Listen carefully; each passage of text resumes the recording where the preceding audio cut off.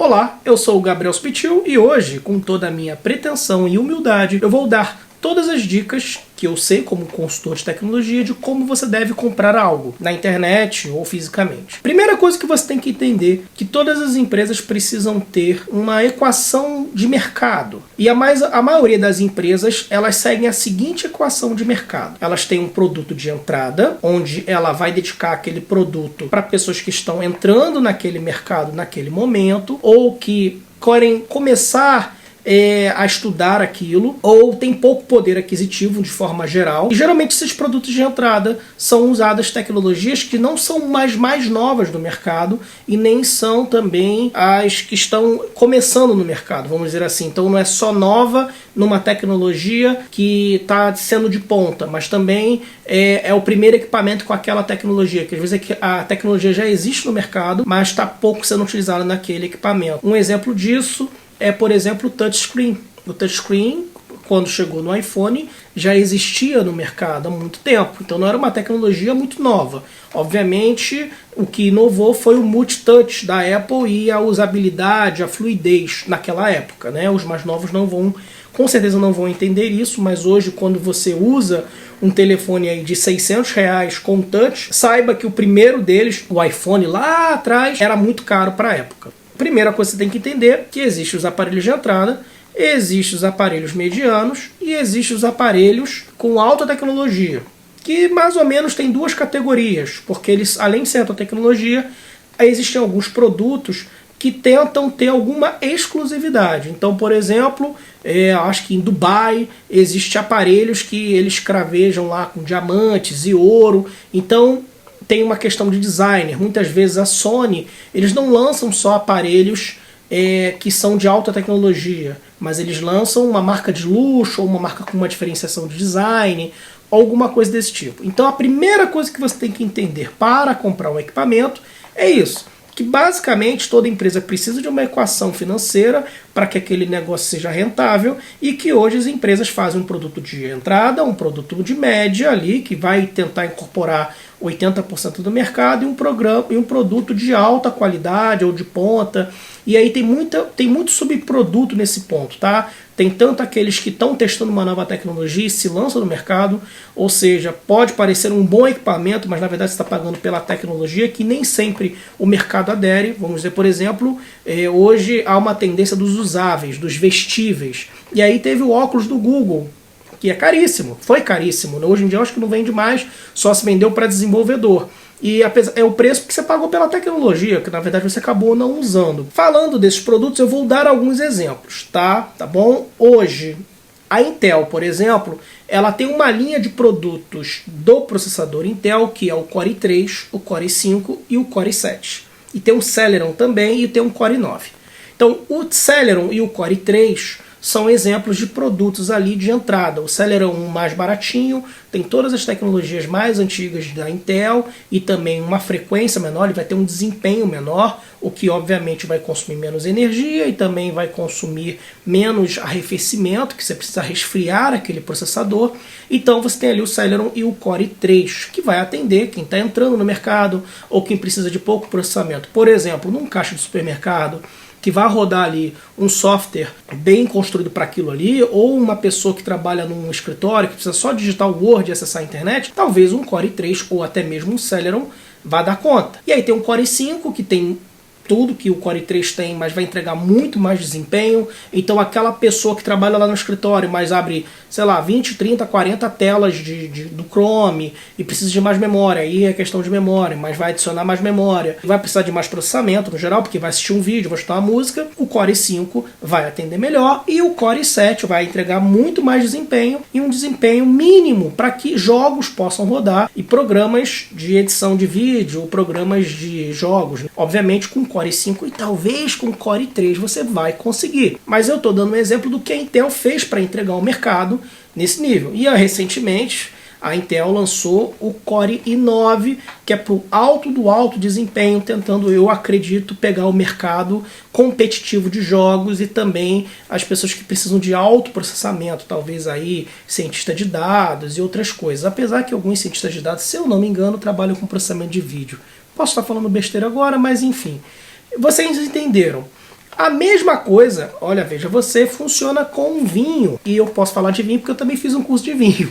Mas esse processo dessa equação matemática, dessa equação financeira, essa equação comercial, é um processo que segue em todas as empresas. Então você vai encontrar vinhos de entrada, vinhos de mercado e vinhos mais caros. Só que no caso do vinho, por exemplo, são vinhos que muitas vezes têm um custo embutido da sua produção e até mesmo para conseguir manter aquela tradição. Então veja bem, se existe uma tradição de amassar as uvas com os pés e precisa descarregar tantas toneladas para fazer tantos litros de vinho, não tem como você competir com uma empresa mais moderna que não vai seguir a tradição de fazer o mosto ali do vinho com os pés, mas com uns aparelhos, e vai poder fazer uma quantidade muito maior. Então, às vezes, você também paga pelo produto embutido, tal como na tecnologia você acaba pagando pelas tecnologias mais novas ali por causa de pesquisa e desenvolvimento, acaba sendo esse custo. No vinho, por exemplo, as tradições, ou o método do vinho, o método daquela preservação, de você guardar ali, vai dar um custo. Eu espero que tenham entendido. Em televisão, acaba sendo a mesma coisa. Eu vou te dar o exemplo aqui da LG. Eu tenho diversos vídeos aqui no canal da minha LG, que é uma OLED. A OLED é uma das mais novas tecnologias do mercado. Então, também, ou seja, tem aquele custo ali de pesquisa e desenvolvimento da empresa e também tem um custo de como é uma menor parcela do mercado que absorve essa tecnologia, tem um custo também da demanda. Então, não é só pela tecnologia ser mais cara, mas porque você tem um custo embutido de pesquisa e desenvolvimento, você tem uma demanda menor. E como você tem uma demanda menor, você tem um preço maior. Então, nós temos a tecnologia OLED, tem a LED e tem também a LCD, que é mais antiga. Ou seja, por que hoje uma televisão de LCD é mais barato? É porque é pior?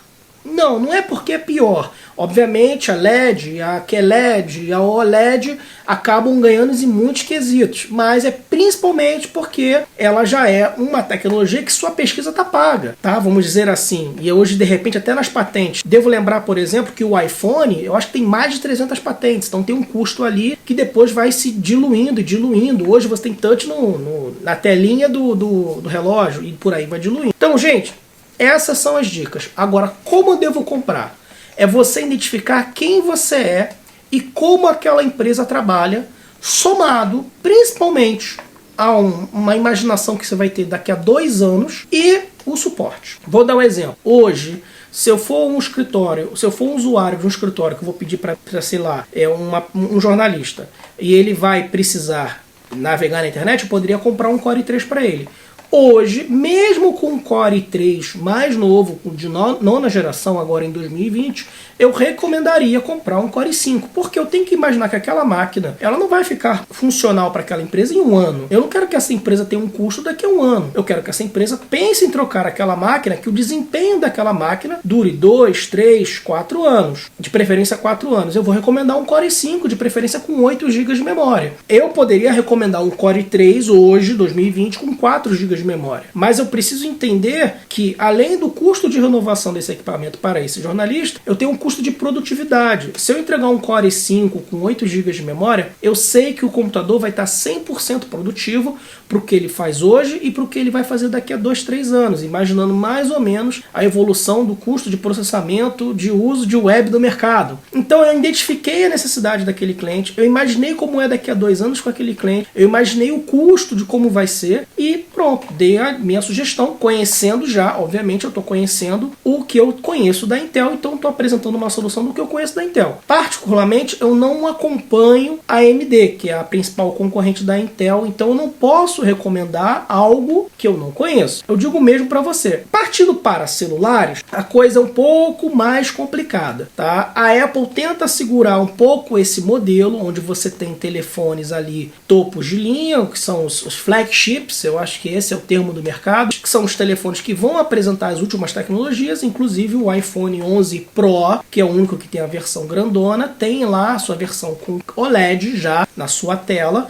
Então já é um custo maior dessa tecnologia que ainda não está tão diluída no mercado. A Apple tem lá o iPhone 11 Pro, o iPhone 11 Pro que é um pouco menor, então eu acho que é o iPhone 11 Pro grandão, que é o Plus, sei lá qual o nome que eles estão usando agora, e minhas mãos estão andando baralhando pelo vídeo, mas enfim. Aí tem o iPhone 11, que é esse que eu estou gravando esse vídeo, inclusive esse vídeo é a câmera frontal 4K do iPhone 11, com o som de um Rode VideoMicro Pro, para quem é curioso. Eu estou gravando com um aplicativo chamado Filmic Pro em 24 frames por segundo, tá bom? Esse celular seria o mediano e ali os anteriores acabam sendo os telefones que são de entrada. Obviamente que no caso da Apple é uma empresa que no Brasil principalmente ele tem um alto custo, então acaba tudo sendo muito caro. Mas você tem que entender que muitos desses aparelhos, inclusive, eles não são projetados para o mercado brasileiro, tá? Então isso é muito importante. Por exemplo, por que hoje eu não recomendo comprar um telefone tão baratinho? Eu sei que existem pessoas que infelizmente não tem um poder aquisitivo, mas eu até digo, agora recentemente eu dei uma consultoria para um amigo meu, do qual precisava de um tablet. Eu falei para ele, olha, eu recomendo você não comprar, ou você juntar um dinheiro para você comprar um tablet, porque os tablets de até R$700, eles não entregam realmente uma produtividade, um valor ali do que você está gastando para o que você vai usar. Por mais simples que seja a sua aplicação, uns tablets de R$700, assim, hoje em 2020, infelizmente, é basicamente para navegar na internet. Mas por quê?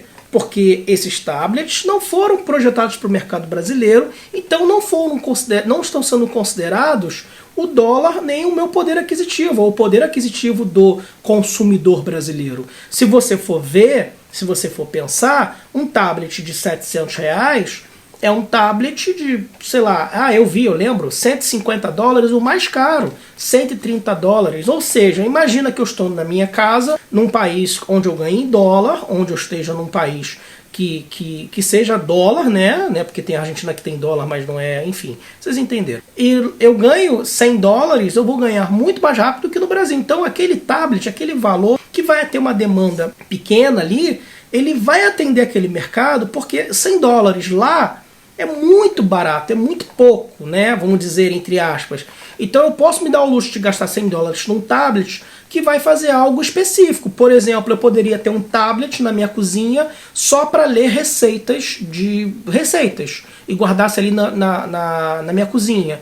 Olha, é uma questão de luxo, mas eu poderia. Eu não ia pagar R$700 num tablet desse, mas se eu ganhasse em dólar, eu ganhasse $100 aí a cada um dia de trabalho, eu compraria. É um dia de trabalho, por que não? É um luxo, mas que eu posso ter. Já no Brasil, R$700, a gente já pensa em dividir em 10 vezes, paga 10, R$70, e aí se isso vai travar metade do orçamento, se é mais de 50% de um salário mínimo, né? Na verdade, muito mais. Então você tem que ver isso também quando você vai comprar alguma coisa ou recomendar alguma coisa. E eu recomendei para ele, olha, um tablet desse, mesmo para que seja um uso de um aplicativo e para navegar na internet, para você diminuir o peso, ter mais mobilidade, eu não recomendo hoje. Não recomendo para ninguém, na verdade, porque esse aparelho acaba não atendendo pelo custo que nós temos no Brasil. E o mesmo eu falo para celulares. Essa regra é válida, gente. Tem celulares mais baratos, tem aí a Xiaomi que está lançando com bastante competitividade aparelhos muito bons pelo preço que se cobra. Eu tive um Redmi Note 4 que hoje ainda se usa muito bem, funciona muito bem. Obviamente você não vai ter, como eu tenho no iPhone, 300 aplicativos. Também você não vai editar vídeos em 4K como eu tenho editado com o aplicativo LumaFusion, fica a dica, eu tenho recomendado muito também. Falando em aplicativos e serviços têm uma coisa diferenciada, que é o suporte e também alguns features, alguns destaques, né? Algumas firulas, perfumarias, como alguns gostam de falar. Então, para compra de aplicativos ou de serviços, fica atento, eles propositalmente são projetados para você sempre comprar o mediano.